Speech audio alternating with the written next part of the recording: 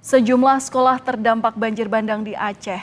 Lalu, bagaimana dengan proses belajar mengajar bagi anak-anak yang terdampak? Kita tanyakan langsung ke PLT Kepala Dinas Pendidikan Aceh, ada Bapak Murtala Mudin. Selamat malam, Pak. Assalamualaikum warahmatullahi wabarakatuh. Waalaikumsalam warahmatullahi wabarakatuh. Pak Murtala Mudin, ini saya konfirmasi, saya bertanya ini hingga saat ini, hingga malam hari ini total sekolah yang terdampak ada berapa? Pastinya kita belum tahu karena yang di tengah itu kan kita belum bisa akses.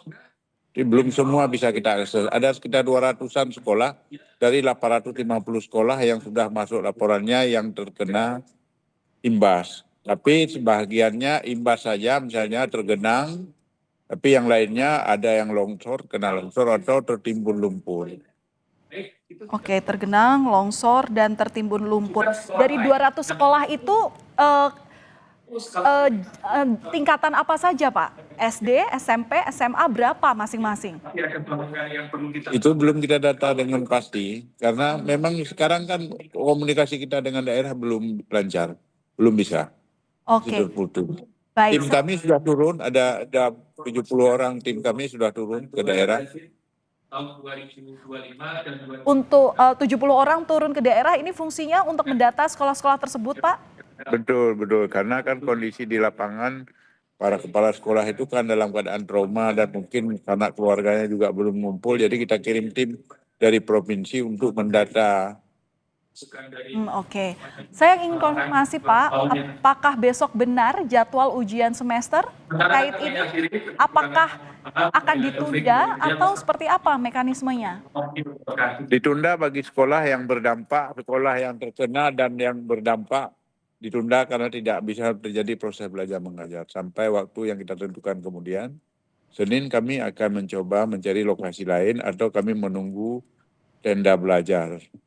Oke, memang dalam kondisi atau insiden ini, Pak, ini kan banyak sekali dampaknya. Selain juga infrastruktur yang rusak, ini gangguan pembelajaran baik itu secara daring pun terbatas karena juga gangguan sinyal yang dimungkinkan terjadi.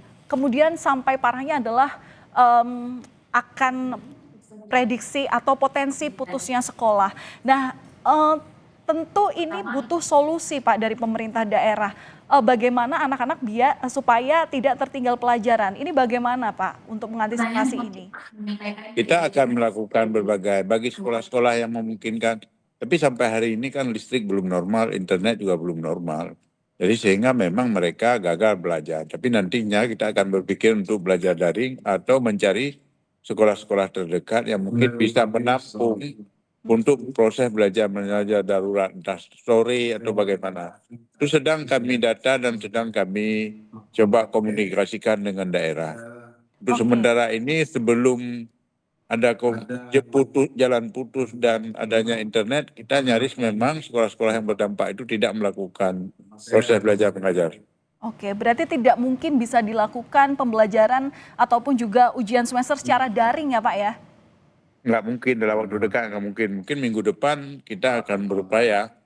Oke, Pak, tapi ini kita dikejar target terkait dengan pendidikan, termasuk juga kurikulum yang memang mewajibkan di Indonesia. Ini ujian semester harus menjadi syarat untuk bisa jenjang berikutnya untuk kenaikan kelas, maksud kami. Nah, adakah target, meskipun memang saat ini sedang dirundung bencana, tapi target maksimal untuk anak-anak bisa mengikuti ujian semester ini kapan paling lambat? Ya kita nggak memberi waktu kapan, kan nggak mungkin kita paksa kalau mereka di pengungsian, tidak punya pakaian, tempat belajar nggak ada. Ya kita akan capai target itu, mungkin nanti kita tambah jam belajarnya atau apa, bagaimana kita sepakati dengan wali siswa, yang istilahnya kan kita nggak mungkin memaksa keadaan ini, di mana mereka sudah tidak berpakaian, makanan yang tidak ada, lokasi sekolah tidak ada, internet nggak ada, nggak mungkin kita memaksa. Artinya target-target itu kan bisa kita minta dispensasi ke kementerian untuk sekolah-sekolah imbas. Saya pikir itu kan bukan harga mati. Yang paling penting kita tetap bertekad melajukan. Minggu ini kalau kita dapat lokasi yang lain yang tidak terlalu jauh dengan sekolah yang terkena itu, atau kita mendapat tenda belajar, kita langsung proses belajar mengajar kita lakukan begitu. Oke, opsi untuk tetap mengadakan sekolah atau pembelajaran lewat sekolah-sekolah yang hingga kini kondisinya masih memungkinkan mungkin akan akan dilaksanakan di sekolah terdekat daripada tempat pengungsian. Tapi apakah ada upaya untuk membangun sekolah darurat, Pak? Ada. Memang sudah dikirimkan dari kementerian, sudah dikirim tenda belajar. Minimal kita akan membuat tenda belajar dulu sebelum sekolah darurat. Oke, tenda belajar. Kelengkapan sarana belajar mengajarnya seperti apa, Pak? Itu juga sudah Akan kita usahakan. Bagaimana caranya kita usahakan minimal mereka punya papan tulis dulu atau semacam pembelajaran yang sederhana yang sehingga proses belajar mengajar bisa terjadi. Oke. Nah, hingga kini Pak, koordinasi terkait perbaikan sekolah ini seperti apa, Pak? Sayang sekali, dialog tidak bisa dilanjutkan karena sambungan terputus. Tapi terima kasih sudah memberikan informasi pada kami di Kompas Malam. Setidaknya hingga kini memang untuk ujian semester yang harusnya dilaksanakan pada esok hari belum bisa dilakukan karena terkait kondisi pasca bencana di wilayah PD Jaya Aceh. Terima kasih sebelumnya PLT Kadisdik Aceh Murtala Mudin yang sudah bergabung dan memberikan informasi lengkap bersama kami di Kompas Malam.